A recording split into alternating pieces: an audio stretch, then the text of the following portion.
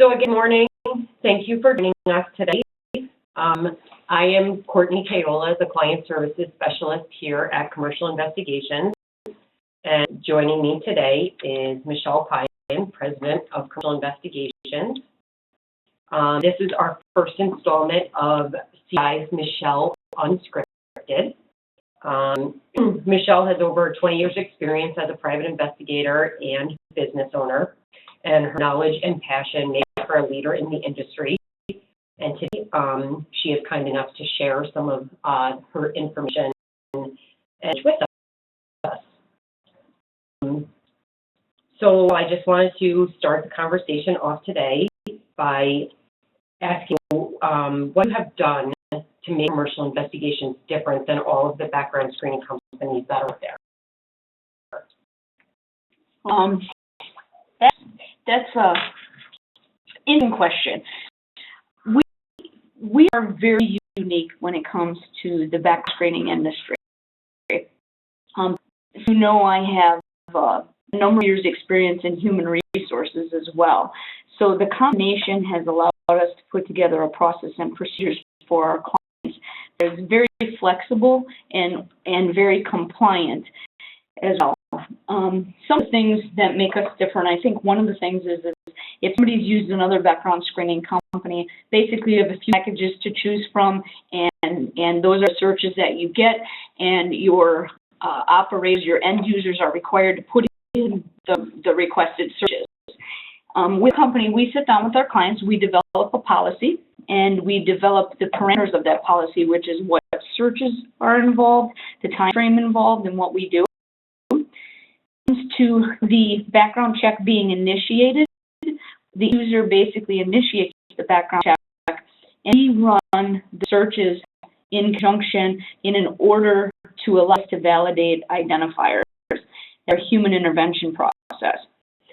So unlike other companies, we make sure you're compliant with your policy across the board with everybody. You don't have to worry about training new users on how to add the right searches for your background checks or variations should you be hiring a management level person with a different package. So we take, it's a liability shift too. It's a liability that we're taking on to make sure that you're compliant and not discriminatory in your practices. But we're all the experts in this, so it makes a lot of sense to shift that responsibility for having a new recruiter from the background check process, including adding, additional counties if somebody lived outside of New York State. That's a parameter established in your policy that our investigators make sure is covered, and it's not another additional task put on your recruiters to do.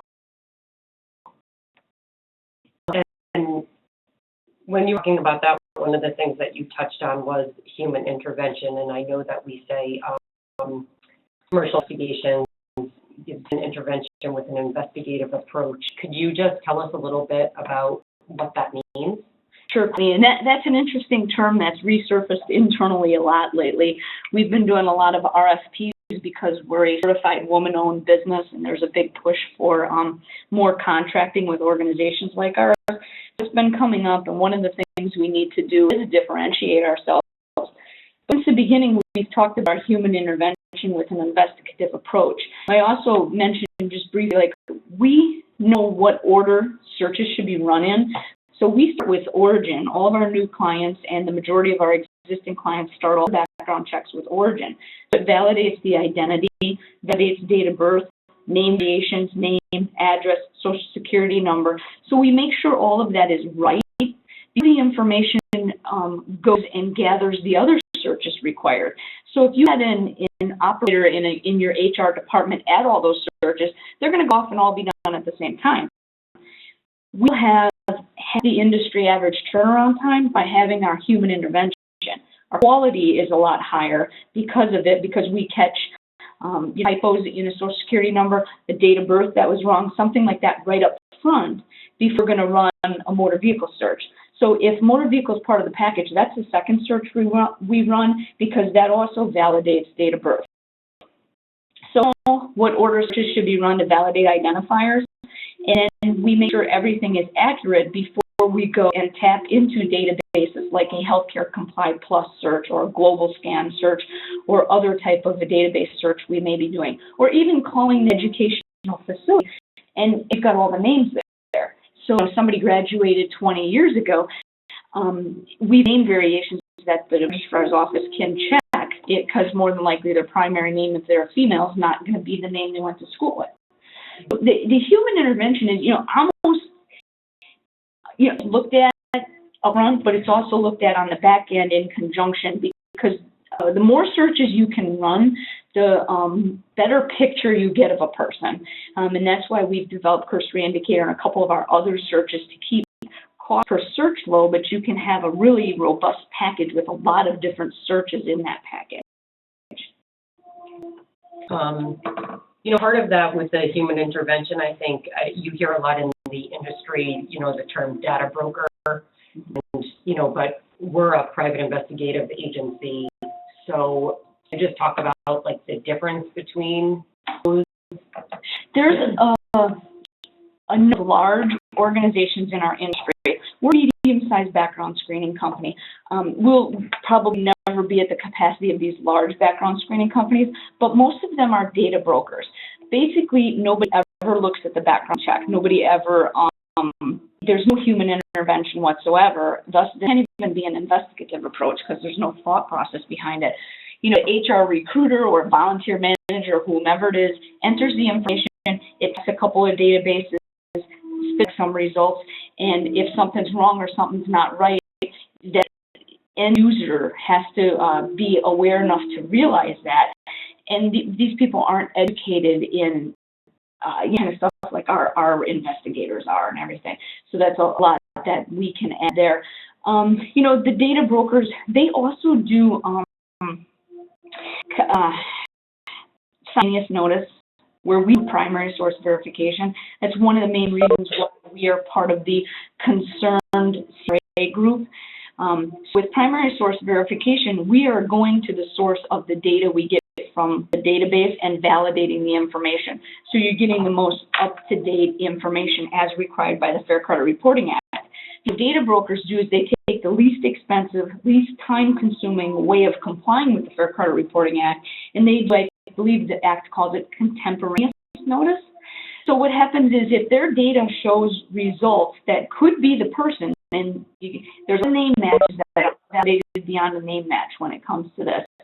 If you've got the name match, it's a notice situation, then the client, end user gets the results, and the subject also gets the results. That's where simultaneous notice comes into play. So it doesn't require them to validate anything more. It's just a name match, and they're passing it on.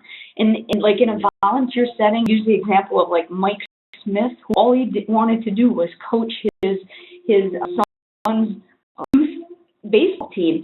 And there's a lot of Mike Smiths, and some of them are sex offenders. And a data broker did the background check and came back with results, didn't bother to validate that the initial didn't match, the date of birth didn't match, sent the information to the local youth organization, and at the same time sent it to this Mike Smith. Well, it's really embarrassing for Mike Smith that this organization got all this information and it's not him. How do you go about, rectifying your reputation that has just been injured by a report that isn't even you? So that's damage that gets done with the data broker methodology of doing background checks. They're very inexpensive, but sometimes you really get what you pay for. Right. I think what you touched on, that we're a part of the concerned CRAs, I think, staying educated, educating the staff and yourself, being a part of a lot of different organizations, that's up too. And you just talk a little bit about that, the different organizations we're a part of. And that's a good question. So in our industry, the National Association of Professional Background Screeners, it's NABS for short, we're a member of that company, and the organization is only a few months older than the years that we are. The National Association of Professional Background Screeners have basic and an advanced certification under the Fair Credit Reporting Act. Most employees, once they hit 6 months, all of our employees have the basic certification, and there's a number of us, like myself, Melissa, and Craig, that have the advanced certification, and everybody's on track to get the advanced as well. So it's an educational process and a test-taking process and a certification in our industry, and we have a high percentage of employees that have attained one or both levels of that compared to other background screening companies. Mm-hmm. Now, there's the concerned CRA, as we mentioned, who don't offshore information. In order to be a concerned CRA, it's a very small subgroup of background screening companies, and you have to do primary source verification, which we've always done. It's expensive and can be time-consuming, but it's the right thing, and that's one of our values is, do the right thing always. But then you can't offshore data. So we're not sending data to India for employment verification, and there's no privacy laws guarding that data. And here we just send name, date of birth, social security number, and address. So we don't violate people's privacy because we don't ship data overseas for processing. Everything is processed. Everything is processed in our headquarters in New York. Mm-hmm. Another, we're hearing much lately about lawsuits going on, in our industry, and because of, screening being done incorrectly, and, I'm wondering what clients can do to protect themselves from that happening, and, how we can help them with that. Sure, and that's interesting, Courtney, and we just wrote a really good article for CI Times, and we were talking about it as well. And I've got some presentations coming up later this year that are going to talk a little bit about some of these lawsuits. The lawsuits come back to the basics.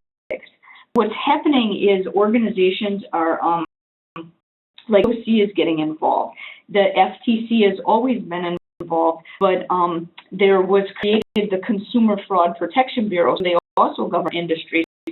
So these organizations are reaching out and making sure that people are compliant with these laws because it's a consumer protection situation.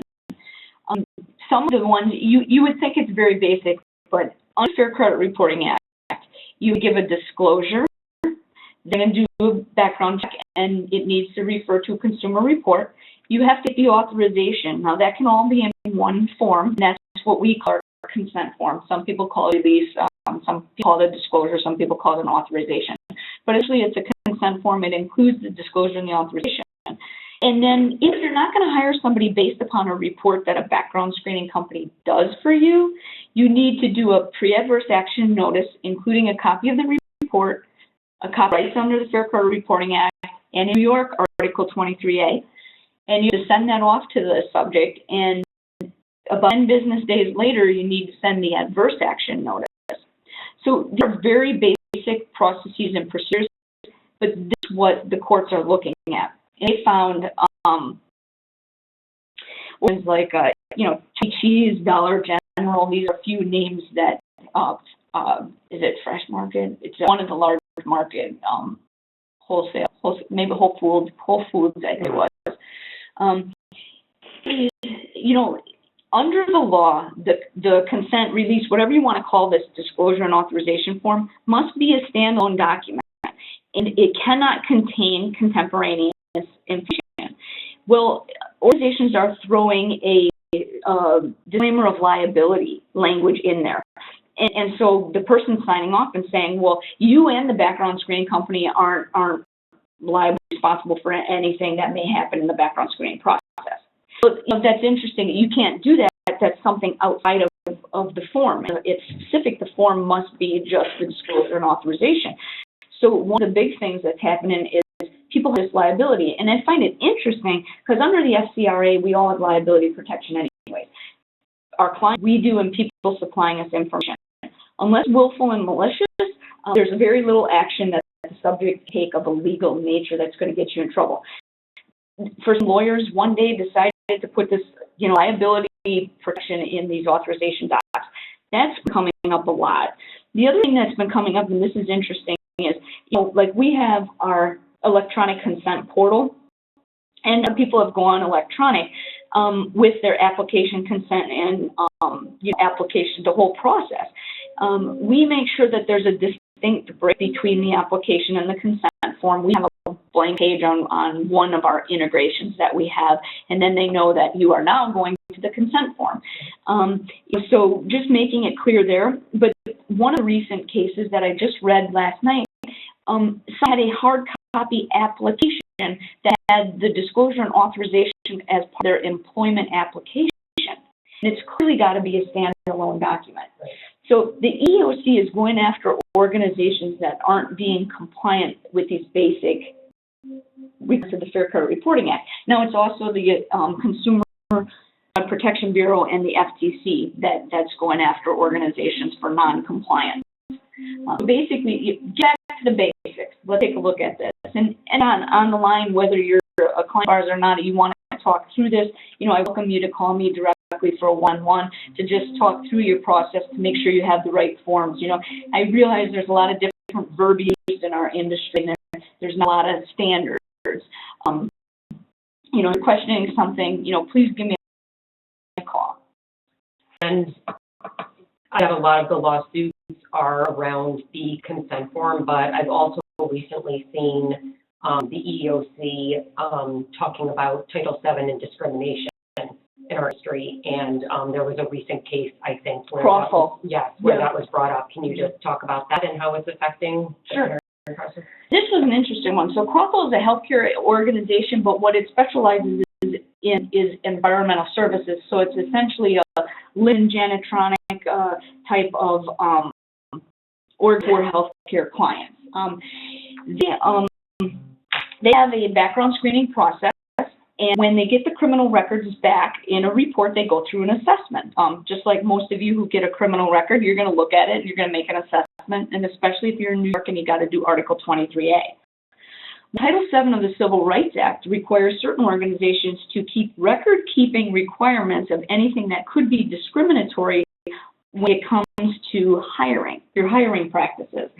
So in the Crawford case, I believe that they didn't have either or a lot of record or no record-keeping requirements, but it was something with the fact it wasn't that they were discriminating, but it was the fact that they weren't keeping records under Title VII of the Civil Rights Act. So it took background checks, it took Fair Credit Reporting Act, and went all the way back to 1964, Title VII Civil Rights Act, and brought it all together. So it's a very broad view of it, and it's a very interesting interpretation that, when you run background checks, that's an assessment, and the criminal information is part of an assessment process. And if you have record-keeping requirements under Title VII, that should be included. I don't think Crawford's been decided yet, but that's the gist of the complaint that's out there at this point in time. I just wanted to touch on too was, I think commercial investigations, they're going to be, innovative. And I know that we say that a lot, and I was just wondering if you could just explain, what makes us innovative and why. Sure. That's a great question because, our vision is to be the most innovative educational background investigations partner. And with the years of experience I've had in the industry and seeing the evolution of it, we've been at the forefront with a couple of things. Since 1998, we've had and been testing New York State data, which since 2010 has been called Cursory Indicator New York on the retail side, and we also wholesale that to other background screening companies called Pointer File New York. So we're instrumental in gathering this data. It competes with the Office of Court Administration, which charges $65 a name. So it's a very cost-effective way, like for nonprofits to do background checks. They can't afford $65 a name on volunteers. So we've got Cursory Indicator New York. We developed the VolCheck, which is a volunteer-controlled platform. The volunteer controls the background check and can share it with multiple organizations at which they volunteer. You have 4 or 5 different organizations over the course of a year that may run a background check on the same person. Right. It's all that. It shifts it to the volunteer to control who has access to it, and the volunteer pays once, and it's good for a period of time, and can share it with as many organizations as they want. So that's VolCheck. That's epic. There's nothing else out there, and we've had it since years now. Yeah. Yep. We've had VolCheck for a while. Our vigilant, it's a much monitoring service. There's other monitoring services out there, but New York State data we've made into a vigilant service. So a lot of what we do is very innovative. I have a very good understanding of the industry and where it's going. Cyber investigations. Right. We ran those in 2006. It wasn't years later that the FTC came out and said, well, as you're getting the consent and doing this, that, and that under the Fair Credit Report Act, you can do that. Well, we did it because organizations are doing these Google cyber type of investigations, and they're seeing all this information. We talk about Title VII and discrimination. They see all this information that's discriminatory, so why should they do it when there's organizations like us that can protect them and get them the adverse information they're really looking for without exposing them to age or religion or other factors of an individual that they're not looking for. So we were one of the first background screening companies to offer what we call cyber investigation, but it's essentially like a Google type of search, a social media search. Great. Well, a lot of information. I really thank you for sharing all of your knowledge with us, and I just wanted to see if anyone has any questions or comments for Michelle.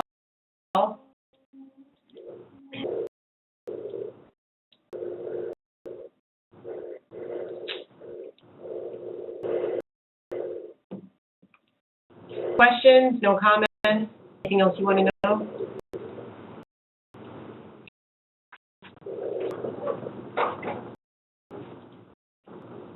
All right, thank you everyone for joining us today.